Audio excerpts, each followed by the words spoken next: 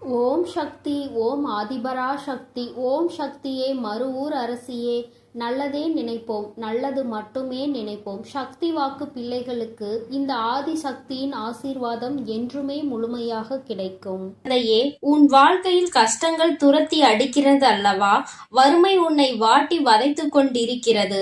என் தங்கமே, வாழ்க்கையில் வருகின்ற கஷ்டங்களுக்கு என்ன காரணமாக இருக்க முடியும்? நாம் எத்தனைதான் உழைத்தாலும் நம்மை துன்பங்கள் வாட்டி வதைத்து கொண்டிருக்கிறது என்று என் பிள்ளை நீ நினைத்து கொண்டிருக்கின்றாய் அல்லவா? என் தங்கமே, இன்று உன் தாயானவள் இந்த கஷ்டத்திற்கெல்லாம் காரணம் என்ன என்பதை தெரிந்து கொண்டு வந்திருக்கிறேன். அது வெளியில் எங்கும் இல்லை, உன்னுடைய இல்லத்திற்குள் தான் இருக்கின்றது. உன் இல்லத்தில் நடக்கின்ற சில தவறுகளால் தான் உனக்கு வறுமை உன்னை விட்டு பிரியாமல் உன்னோடு இருந்து கொண்டிருக்கிறது என்பதை நான் புரிந்து கொண்டேன்.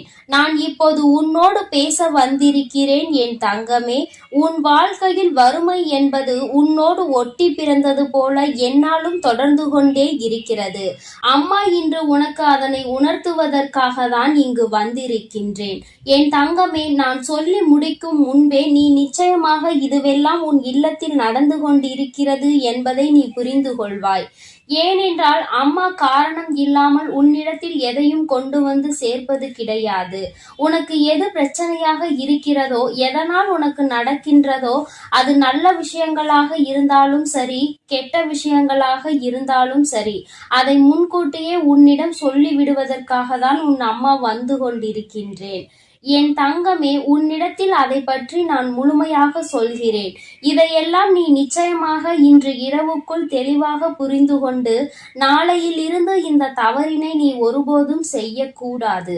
என் தங்கமே, வறுமைக்கு வழிவகுக்கக்கூடிய இந்த தவறுகள் உன்னுடைய இல்லத்தில் இருக்கிறது என்றால் அது உண்மைதான். ஏனென்றால் நானே அதனை கண்கூடாக கண்டுவிட்டேன் அல்லவா?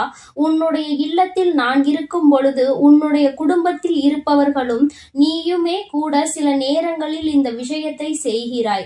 இதை செய்யக்கூடாது என்று சிலருக்கு தெரிந்திருக்கும். ஆனால் அந்த நேரத்தில் செய்கின்ற பொழுது அதை மறந்து விடுகிறார்கள். தான் செய்வது தவறு என்பதை அதன் பின்னால் உணர்வதும் கிடையாது. நம்முடைய இல்லத்தில் தெய்வங்களை குடியமர வைக்க வேண்டும் என்றால், தெய்வங்கள் உன் இல்லத்தில் நிரந்தரமாக இருக்க வேண்டும் என்றால், அவர்களுக்கு பிடிக்காத சில விஷயங்களை நீ ஒருபோதும் செய்யக்கூடாது. நீ நன்றாக இருக்க வேண்டும் என்றுதான் அவர்கள் உனக்கு ஆசீர்வாதங்களை வழங்க வருகிறார்கள். அந்த நேரத்தில் நீ அவர்களை அவமதிக்கும் விதமாக நடந்து கொண்டால் அது அவர்களுக்கு மனவேதனையை கொடுத்துவிடும். அப்படியே அங்கிருந்து சென்று விடுவார்கள். என் தங்கமே, அம்மா சொல்கின்ற தெய்வங்கள் யாரெல்லாம் தெரியுமா? உன்னுடைய குடும்பத்தில் வறுமை இல்லாமல் இருக்கவும், செல்வ செழிப்போடு இருக்கவும் உனக்கு துணையாக இருக்கக்கூடியவர்கள் லட்சுமி தேவியானவரும் குபேரரும் தான். என் தங்கமே, இவர்கள் இருவரையும் ஒரு நாளும் அவமதித்து விடாதே. அதற்கு அம்மா சொல்கின்ற இந்த விஷயங்கள் எல்லாம் உன் இல்லத்தில் நடந்து கொண்டிருக்கிறதா என்று ஒரு முறை சோதித்து பார். என் குழந்தையே, உப்பு ஒருபோதும் நீ கீழே சிந்திவிடக் கூடாது. ஏனென்றால் அது மகாலட்சுமியை அவமதிப்பதற்கு சமமாகும் அல்லவா? அதனால் எப்பொழுதுமே உப்பினை கீழே சிந்தாமல் பார்த்து கொள்ள வேண்டும். தெரியாமல் சிந்துவது வேறு. தெரிந்தே அங்கும் இங்கும் அறக்க பறக்க வேலை செய்யும் பொழுது கீழே கொஞ்சம் மேலே கொஞ்சமாக சிந்தி கொண்டு இருக்கக்கூடாது. உப்பினை கையில் எடுக்கும் பொழுது லட்சுமி தேவியாரினுடைய அம்சம் என்ற எண்ணத்தை மனதில் வைத்துக்கொண்டு அதனை பொறுமையாக கையாள்வாய். ஆனால் அது உன்னுடைய சமையலுக்கு அளவோடு போய் சேரும் என்பதை நீ மறந்து விடாதே என் தங்கமே. அதுபோல நல்லெண்ணெய், ஏலக்காய், மிளகு, கடுகு இதையெல்லாம் நீ கீழே சிந்திவிடக் கூடாது. ஏனென்றால் இது சனி பகவானை அவமதிப்பதற்கு சமமாகும். இவையெல்லாம் சனி பகவானுக்கு உகந்த பொருள் அல்லவா? அதனால் இதுவெல்லாம் நீ சிந்தினால் அது அவரை அவமதிப்பதற்கு சமம். அதுபோல சாதத்தை பாத்திரத்தில் இருந்து கரண்டி உரசும் வரை சத்தம் கேட்கும்படி துடைத்து வலித்து எடுக்க கூடாது. இது அன்னபூர்ணி ஆகும். அன்ன புவனேஸ்வரியை நீ அவமதிப்பதற்கு இது சமமாகும் என்பதை முதலில் புரிந்துகொள். என் தங்கமே, சாதத்தை வீணடிப்பதும் இதற்கு நிகரான செயல்தான் என்பதை நீ புரிந்துகொள். சத்தம் உள்ளே கேட்க கூடாது. என் குழந்தையே, நீ இப்படி எந்நாளும் வாழ்க்கையில் பின்பற்ற வேண்டும். அதுபோல குபேரருக்கு பிடித்த உணவு ஊறுகாய். தட்டில் ஊறுகாயை வீணடிக்க கூடாது. அப்படி வீணடித்தால் அது குபேரரை அவமதிப்பதற்கு சமம். நிறைய ஊறுகாயை வைக்கும் பொழுது எப்படி வைக்க வேண்டும், எவ்வளவு வைக்க வேண்டும் என்று தெரியாமல் சிலர் அதனை வீணடித்து விடுகிறார்கள். பொதுவாக ஊறுகாயை அதிக அளவில் எடுத்துக்கொள்ள முடியாது. ஏனென்றால் அது உப்பு காரமும் அதிகமாக இருக்கக்கூடிய ஒரு பொருள். அதனால் தேவைக்கு இன்றி அதிகமாக அதனை எடுத்து வைத்துவிட்டு அதன் பிறகு அதனை வீணடிக்க கூடாது. குபேரரின் அம்சமாக விளங்கக்கூடிய ஊறுகாய், நிச்சயமாக அதை நீ அவமதிக்கின்ற செயலை செய்தால் அது குபேரரை அவமதிப்பதற்கு சமம் என்பதை முதலில் புரிந்துகொள். என் தங்கமே, அம்மா சொல்கின்ற இந்த விஷயம் மிகவும் முக்கியமான விஷயம். பூஜை அறையில் குத்து விளக்கு தவறி தெரியாமல் கீழே விழுந்தாலும் சரி, ஏற்றிய விளக்கு அணைந்தாலும் சரி, உன் குலதெய்வத்திற்கு உடனடியாக நீ காணிக்கையினை முடிந்து வைக்க வேண்டும். ஏனென்றால் இது போன்ற இந்த 2 செயல்களும் நடக்கிறது என்றால் குலதெய்வம் உன்னிடத்தில் ஏதோ ஒரு விஷயத்தை சொல்ல வருகிறார்கள் என்பதை நீ புரிந்து கொள்ள வேண்டும். என் தங்கமே, அதனால் அவர்களுக்கு உடனடியாக காணிக்கை முடிச்சை நீ எடுத்து வைக்க வேண்டும். எப்பொழுது அவர்களை காண வேண்டிய நேரம் உனக்கு வருகிறதோ, எப்பொழுது உன்னுடைய குலதெய்வ கோயிலுக்கு செல்ல வேண்டிய நேரம் உனக்கு கிடைக்கின்றதோ, அன்று அந்த காணிக்கை முடிச்சினை நீ அங்கே கொண்டு உண்டியலில் போட்டாலும் சரி, அதை வைத்து அவர்களுக்கு ஏதேனும் பூஜை பொருட்களை வாங்கி கொடுத்தாலும் சரி. என் குழந்தையே, இது போன்ற செயல்கள் எல்லாம் உன் இல்லத்தில் சரியாக நடக்கிறதா என்று ஒரு முறை சிந்தித்து பார். என் தங்கமே, ஏற்றிய தீபம் அணைந்தால் வருத்தப்பட தேவையில்லை. குலதெய்வம் உன்னை காண வேண்டும் என்று நினைக்கிறார்கள் என்பதை நீ அப்பொழுது புரிந்து கொண்டால் போதும்.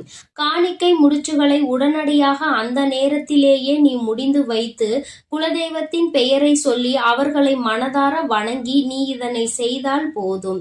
என் தங்கமே, இப்படியெல்லாம் உன்னுடைய இல்லத்தில் சில தவறுகள் தொடர்ந்து நடந்து கொண்டே இருக்கிறது. முக்கியமாக இதில் குறிப்பாக நடக்கக்கூடிய விஷயம், சாதத்தினை கரண்டி அடியில் படும் வரை சத்தம் போட்டு வலித்து எடுப்பது. என் தங்கமே, அங்கு இருக்கின்ற 1-2 பருக்கைகளை அப்படியே விட்டுவிடு. என் தங்கமே, அம்மா அந்த சாதத்தை நான் அப்படியே எடுக்கவில்லை என்றால் அது வீணாகத்தானே போகும் என்று நீ நினைக்கலாம். என் தங்கமே, அது அப்படி அல்ல. கடைசியாக இருக்கின்ற அந்த சாதத்தை உன்னுடைய கையால் வலித்து எடுத்து நீ கால்படாத இடத்தில் போட்டாலும் சரி, எறும்புகள் நடமாட்டம் இருக்கின்ற இடத்தில் போட்டாலும் சரி, காகத்திற்கு போட்டாலும் சரி, யாரேனும் ஒருவருக்கு அது பயன்படக்கூடியதாக இருக்க வேண்டும். யாரேனும் ஒருவருக்கு, யாரேனும் வாயில்லாத பூச்சிகளுக்கு அது உணவாக மாறிவிட்டால் அது உனக்கு மிகப்பெரிய பலன்களை கொடுக்கும். அதை உன்னை வீணடிக்க சொல்லவில்லை. என் தங்கமே, சில குழந்தைகள் நினைப்பார்கள், அம்மா நிறைய பொருட்கள் சாப்பிட முடியாமல் எஞ்சி அங்கே கழனியாக செல்கின்றது என்று. கழனி என்றால் அத்தனை மோசமான விஷயம் கிடையாது. என் தங்கமே, அதை மாடுகள் உணவாக அருந்துகின்றார்கள் அல்லவா? அதனால் அதை நீ வீணாக்குவதாக ஒருபோதும் நினைக்காதே. இன்னொரு உயிருக்கு உணவாக தான் கொடுக்கிறாய் என்பதை முதலில் புரிந்துகொள். வீணாக்குவது என்பது என்ன தெரியுமா? யாருக்குமே பயன்படாமல் அந்த உணவு போவதுதான். நீ எங்கே போடுகிறாய், எப்படி போடுகிறாயோ அந்த இடத்திற்கு எந்த ஒரு உயிரினமும் வராது.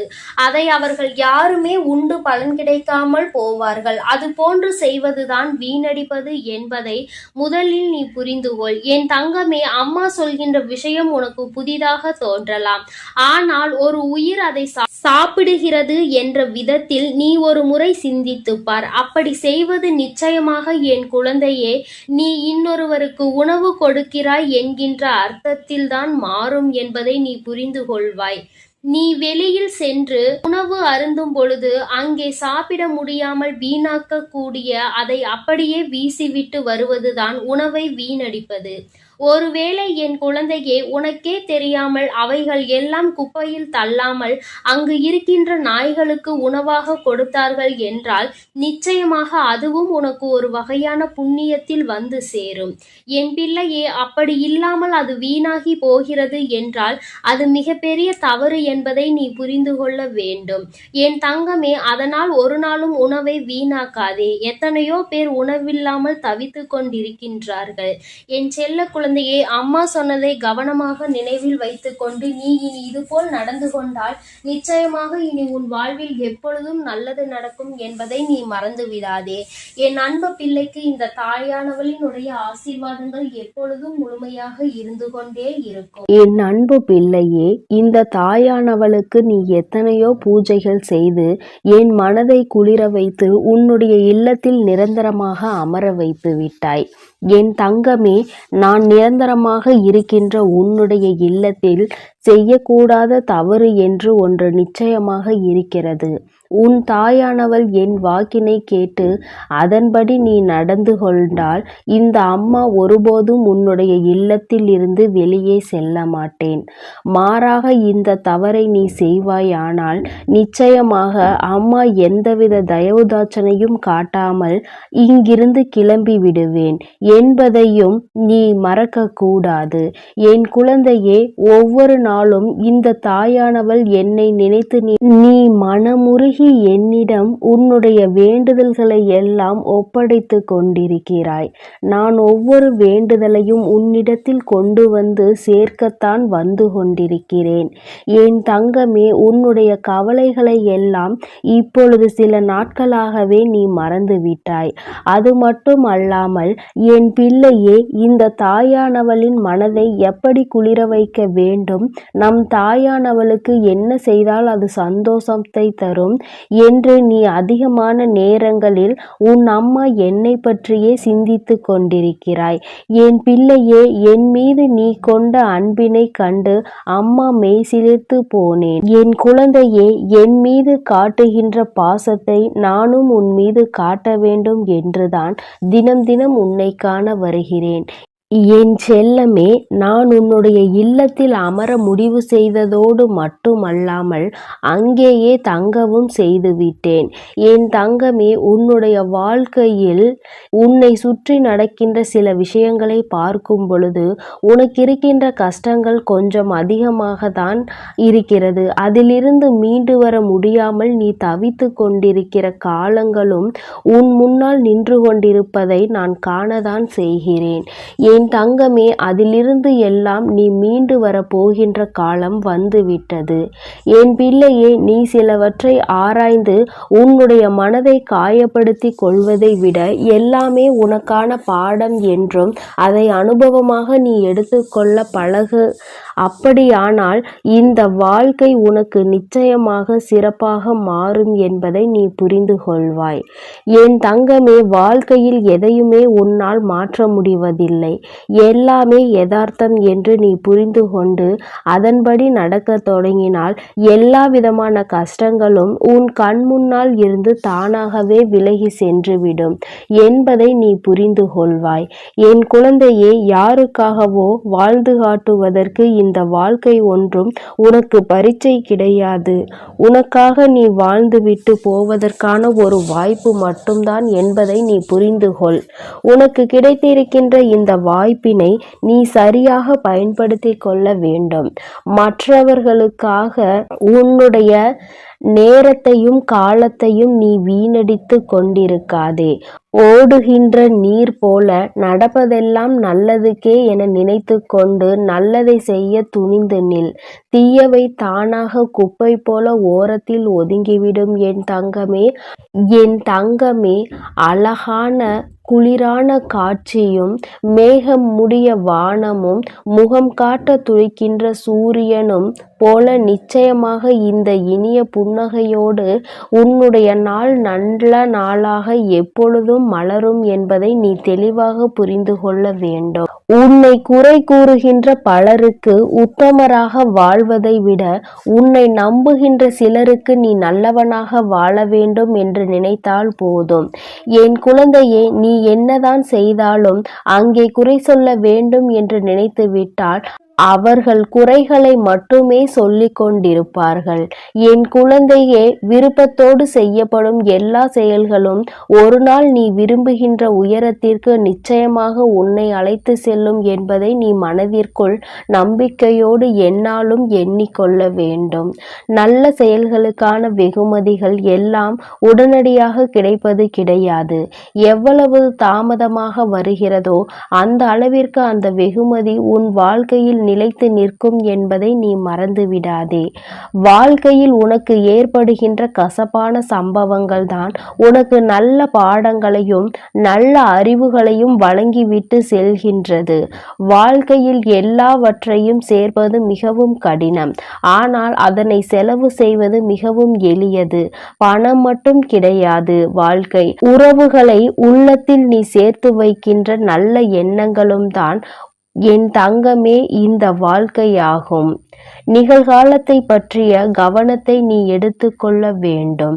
நீ அந்த கவனத்தை சரியாக எடுத்துக்கொண்டால் எதிர்காலம் உன்னை தானாக கவனித்து கொள்ளும். என் குழந்தையே, ஒவ்வொரு நாளையும் உனக்கானதாக நீ எண்ணிக்கொள்ள வேண்டும். இனி எல்லாம் வீணென்று நினைத்து கொண்டால் உனக்கு விடியல் கிடையாது என்பதை நீ புரிந்து கொள்ள வேண்டும். உனக்கு துணையாக நிற்பது நீதான் என்பதை நினைத்தால் உன்னுடைய வாழ்க்கையில் ஒரு நாளும் இருள் கிடையாது என்பதை என் குழந்தை நிச்சயமாக புரிந்து கொள்வாய். என் தங்கமே, நதி போல எந்நாளும் ஓடிக்கொண்டே இருக்க வேண்டும். வெற்றி ஓரிடத்தில் உனக்காக காத்திருக்கும் கடல் போல என்பதை அந்த சூழ்நிலையில் நீ நிச்சயமாக புரிந்து கொள்வாய். காலம் மிகவும் பெரியது, ஆனால் அதில் இருக்கின்ற வாழ்க்கை உனக்கு மிகவும் குறைவு. வாழும் வரை அன்போடு இருந்துவிட்டு செல்ல வேண்டும். வாழ்க்கை எப்படி வேண்டுமானாலும் மாறலாம். எண்ணங்கள் யாவும் அடுத்தவரை காயப்படுத்தாமல் இருக்க வேண்டும். அதுவும் இதுவும் எதுவும் வாழ்க்கையில் கடந்து போகும். ஆனால் நீ கொடுத்த காயங்கள் எப்பொழுதுமே அவர்கள் மறக்காமல் ஒவ்வொரு நாளும் நினைத்து கொண்டு இருப்பார்கள் என்பதை நீ புரிந்து கொண்டால் யாரையும் காயப்படுத்த வேண்டும் என்ற எண்ணம் ஒருபோதும் உனக்கு இருக்காது. என் குழந்தையே, இந்த வராகி குடியிருக்கின்ற இல்லத்தில் எப்பொழுதுமே அமைதி நிலவ வேண்டும். அதற்காக அம்மா சத்தம் போடவே கூடாது என்று சொல்லவில்லை. என் குழந்தைகளினுடைய சந்தோஷமான சிரிப்பலைகள் மட்டுமே உன் இல்லத்தில் கேட்க வேண்டும் என்று சொல்கிறேன். ஒவ்வொரு நாளும் சண்டையிடுவது, அங்கே சச்சரவுகளில் ஈடுபடுவதோ, ஒருவரை ஒருவர் குறை சொல்வதோ, ஒருவருக்கொருவர் சண்டையிட்டு கொண்டு மனதை காயப்படுத்துவதோ, இது போன்ற விஷயங்களை எல்லாம் செய்யக்கூடாது. நான் இருக்கின்ற வீட்டில் இது போன்ற நிகழ்வுகள் நடந்து விடுகிறது என்றால் நிச்சயமாக அந்த இடத்தில் இருந்து நான் எந்த ஐயமும் இன்றி கிளம்பி விடுவேன். நான் அங்கு இருக்கும் பொழுதே உங்களுக்குள் பிரச்சனைகள் ஏற்படுகிறது என்றால் என் குழந்தைகளுக்கு நான் அங்கு இருப்பதில் விருப்பம் இல்லை என்றுதானே அர்த்தம். நீ என்னை மதிக்கவில்லை என்றுதானே அர்த்தம். என் தங்கமே, உன்னுடைய கஷ்டங்கள் எதுவாக இருந்தாலும் என்னிடம் சொல். நீ வேறு யாரிடத்திலும் சொல்லி தேவையில்லாமல் அங்கே ஒரு வாக்குவாதத்தை நீ உருவாக்காதே. உன்னுடைய வாழ்க்கையில் நடக்கின்ற ஒவ்வொரு விஷயங்களுக்கும் நானே பொறுப்பாக இருக்கும் பொழுது உனக்கு எந்த விதமான கவலைகளையும் எந்த விதமான வருத்தங்களையும் நான் தானே சரி செய்ய முடியும். என் தங்கமே, அனுபவம் என்பது நீ கடந்து வந்த பாதை கிடையாது. நீ கற்றுக்கொண்ட பாடங்கள் தான் அனுபவம் என்பதை நீ புரிந்து கொள்ள வேண்டும். எண்ணம் போல வாழ வேண்டும், பிறரை போல வாழ வேண்டும் என்று ஒருபோதும் நினைக்க கூடாது. என் குழந்தை அனுபவித்த துன்பங்களை எல்லாம் மறக்கத்தானே வேண்டும். ஆனால் அந்த அனுபவம் அளித்த பாடங்களை மறந்துவிடக் கூடாது. அந்த பாடங்கள் தான் இனிமேல் எந்த தவறையும் செய்யக்கூடாது என்று உன்னை தூண்டும். அழகாய் அமைவது எல்லாம் வாழ்க்கை கிடையாது. அமைத்த வாழ்க்கையை அழகாக மாற்றிக்கொள்வதுதான் வாழ்க்கை என்பதை என் குழந்தை நீ புரிந்துகொள். சின்ன சின்ன அனுபவங்கள் தான் வாழ்க்கை. அந்த அனுபவங்களை நெறிப்படுத்தினால் வாழ்க்கையில் எப்பொழுதுமே வெற்றி மட்டுமே தொடர்ந்து நிற்கும் என்பதை நீ புரிந்து கொள்வாய். பொறுப்பாக இருக்கிறாய் என்று சொல்வதை விட எந்த அளவிற்கு பொறுமையாக இருக்கிறாய் என்று சொல். நிச்சயமாக உன் வாழ்க்கை உனக்கு நிதானமாக உன் கைகளில் கொண்டு வந்து எல்லாவற்றையும் சேர்த்துவிடும் என்பதை என் பிள்ளை நீ புரிந்து கொள்வாய். என் தங்கமே, தெய்வங்கள் ஏற்படுகின்ற சூழ்நிலை வந்தால் அதை பொறுமையாக எதிர்கொண்டு என் குழந்தை அதை சரி செய்யத்தான் முயற்சி செய்ய வேண்டுமே தவிர மாறாக பிரச்சனைகளை வளரவிட்டு வீட்டில் இருக்கின்ற மற்றவர்களின் நிம்மதியையும் கெடுக்கக்கூடாது. தெய்வம் உன் இல்லத்தில் குடியிருக்க வேண்டும் என்று விரும்பினால் நிச்சயமாக அங்கே இது போன்ற சம்பவங்கள் எல்லாம் நடக்கக்கூடாது. இன்னும் நிறைய பேர் இருக்கிறார்கள், என்னாலும் வீட்டிற்குள் சண்டை சச்சரவுகள் போராட்டங்கள் என்று சத்தம் போட்டு கொண்டே இருப்பார்கள். அருகில் இருப்பவர்களுக்கெல்லாம் இந்த வீட்டை பார்ப்பதை எப்பொழுதும் பொழுதுபோக்காக இருந்து கொண்டிருக்கும். இது போன்ற ஒரு சூழ்நிலையை ஒரு நாளும் உருவாக்கி மற்றவர்கள் எள்ளி நகையாடுகின்ற அளவிற்கு நடந்து கொள்ளக்கூடாது. உன் வாழ்க்கை உனக்கு சந்தோஷத்தை கொடுக்க காத்து கொண்டிருக்கும் பொழுது, தெய்வமே உன் இல்லத்தில் அமர்ந்து உனக்கு ஆசிகளை வழங்க நிற்கும் பொழுது, நீ தேவையில்லாமல் இது போன்ற சிறு சிறு தவறுகளை செய்து அவர்களை அங்கிருந்து விரட்டி விடாதே. என் தங்கமே, எல்லாம் தெரியும் என்று நினைக்கின்ற எண்ணம் உன்னை சோம்பேறித்தனமாக்கும். எதையும் கற்றுக்கொள்ளும் ஆர்வம் உன்னை சுறுசுறுப்பாக்கும். அதனால் என்ன நடந்தாலும், என்ன பிரச்சனைகள் வேதனைகள் வந்தாலும் உனக்கு தெரியும் என்று நினைத்து விட்டு விடாமல் புதிதாக எல்லாவற்றையும் கற்றுக்கொள்ள தொடங்கு. சிந்தித்து செயல்படு. இந்த வாழ்க்கை உன் கைகளில் அழகாக பூக்கும் பூக்களைப் போல உன் வாழ்க்கையை நான் மாற்றி தருவேன். என் செல்ல குழந்தைக்கு இந்த வராகி அம்மாவினுடைய ஆசீர்வாதங்கள் எப்பொழுதும் முழுமையாக இருக்கும். என் அன்பு குழந்தையே, நீண்ட நாட்களுக்கு பிறகு உன்னுடைய வராகியானவள் என்னுடைய கோபத்திற்கு நீ ஆளாகி இருக்கிறாய். என் தங்கமே, ஒருவேளை இந்த கோபம் அடைந்ததற்கு காரணமாக நீ இந்த செயலை செய்திருப்பாய். ஆனால் நிச்சயமாக உன் தாயானவள் உன் இல்லத்தை விட்டு வெளியேறுகிறேன்.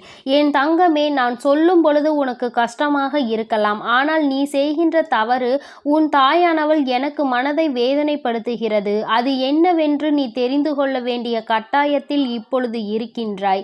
என் தங்கமே, அம்மாவாகிய என்னை உன்னுடைய இல்லத்தில் வைத்து நீ வணங்குகிறாய். என் தங்கமே, என் குழந்தை, நீ என்னை வைத்து வணங்கினாலும் உன்னுடைய மனதிற்குள் எப்பொழுதுமே சிறிது அச்சத்தோடு இருக்கிறாய். உன்னுடைய இந்த அச்சம்தான் உன் தாயானவள் எனக்கு கஷ்டத்தை கொடுத்திருக்கிறது. என் தங்கமே, நான் எப்படி உன்னை என்னுடைய பிள்ளையாக நினைத்து உன் இல்லத்தில் தங்கி இருக்கிறேனோ நீயும் அப்படித்தானே என்னை நினைத்திருக்க வேண்டும். என்னிடம் வேண்டுகிறாய், உன்னுடைய விருப்பங்கள் எல்லாம் நிறைவேற வேண்டும் என்று கேட்கின்றாய். என்னை வணங்கும் பொழுது மட்டும் நீ பயம் கொள்கின்றாய். இது எதற்கு என்றுதான் உன் தாயானவள் எனக்கு புரியவில்லை. உன் வராகி அம்மா ஆனவள் நான் உன்னோடு பேசுகிறேன் அல்லவா? நான் உன்னுடைய மனதில் இருக்கின்ற எண்ணங்களை புரிந்து கொள்கிறேன் அல்லவா? உன் வாழ்க்கையில் உனக்கு தேவையானதை எல்லாம் செய்து கொடுக்கிறேன் அல்லவா? உன்னுடைய கஷ்டங்களுக்கெல்லாம் உன்னோடு நின்று கொண்டிருக்கிறேன் அல்லவா? அப்படி இருக்கும் பொழுது நீ மற்ற தெய்வங்களை வணங்கும் போதுதானே என்னையும் வணங்க வேண்டும். அப்படி இல்லாமல் என் குழந்தை, நீ பயப்படுவதற்கு காரணம் என்ன? யார் வேண்டுமானாலும் என்ன வேண்டுமானாலும் சொல்லிவிட்டு போகட்டும். உன்னுடைய மனது என்னை பற்றி உன்னிடத்தில் என்ன சொல்கிறது? இந்த தாயானவள் உன்னோடு அன்போடு இருக்கிறாளா இல்லையா?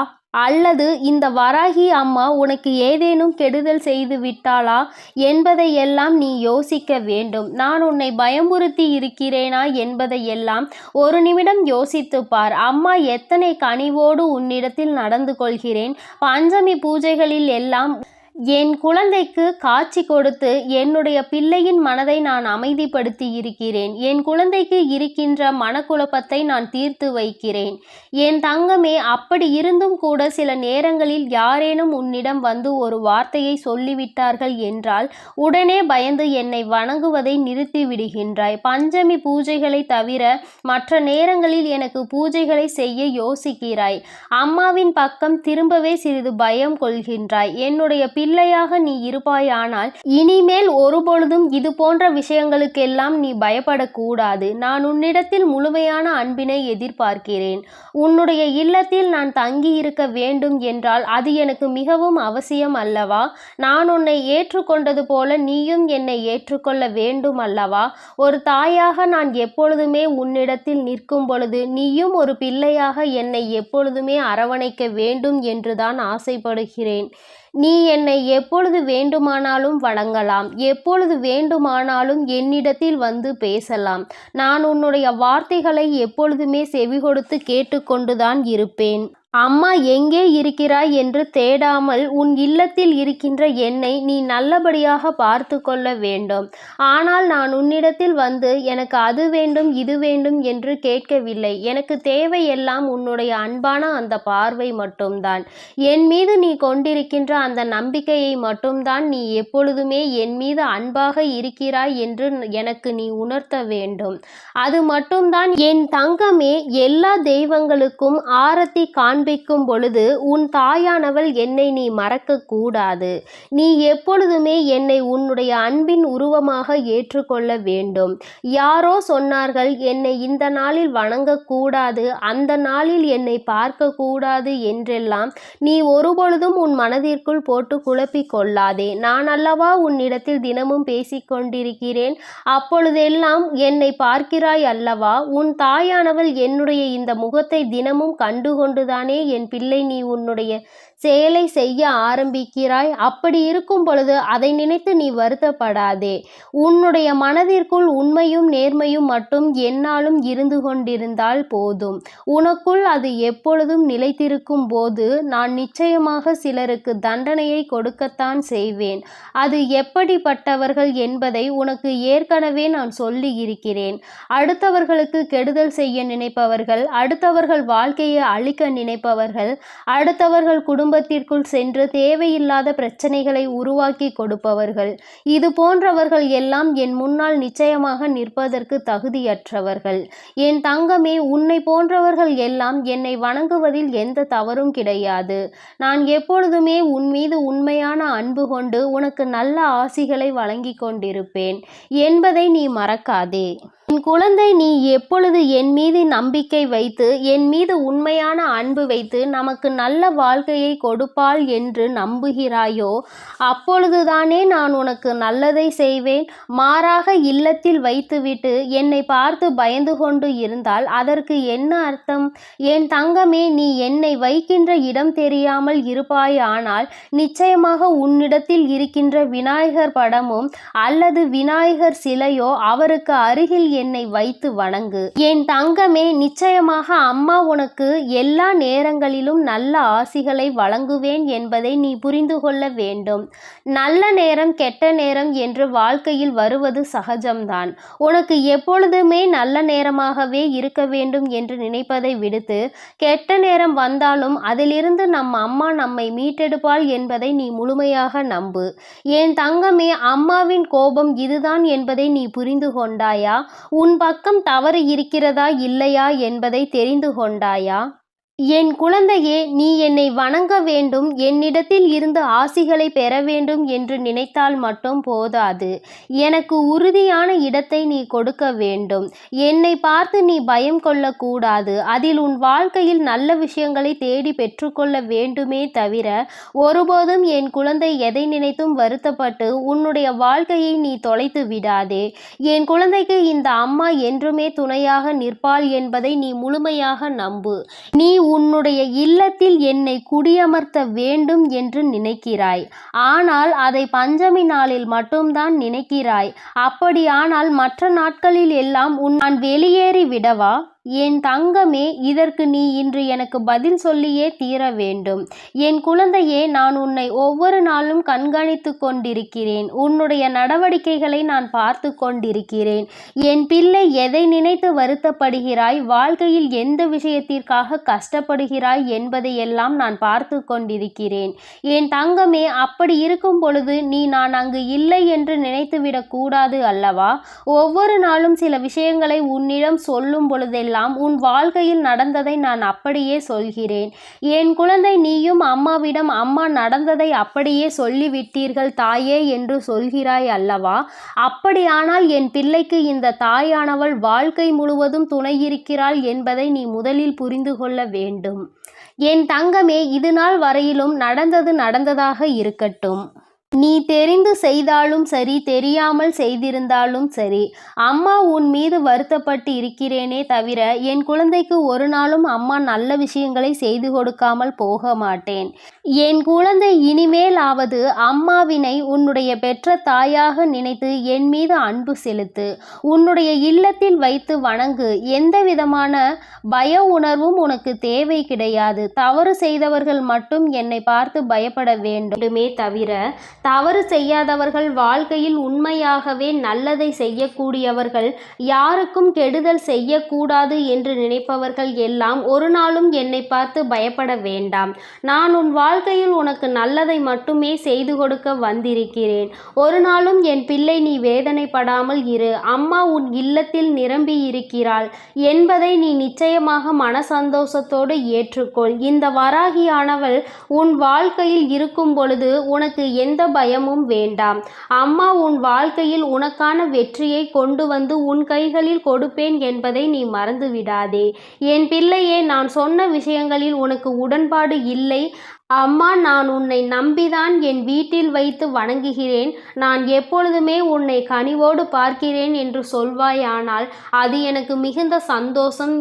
அப்படி இல்லாத பட்சத்தில் உனக்குள் பயம் இருக்கிறது என்றால் நிச்சயமாக நீ அதை திருத்திக் கொள்வது மிகவும் நல்லது. என் செல்ல குழந்தையே, இந்த தாயானவளினுடைய ஆசீர்வாதங்கள் உனக்கு எப்பொழுதும் முழுமையாக கிடைக்கும். அதனால் நீ எதற்காகவும் பயம் கொள்ளாதே, எதை நினைத்தும் வருந்தாதே.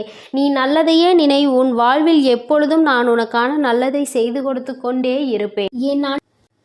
என் அன்பு குழந்தைக்கு இந்த ஆதிபராசக்தியின் அன்பும் ஆசீர்வாதமும் முழுவதுமாக கிடைக்கும். ஓம் சக்தி. ஓம் ஆதிபராசக்தி.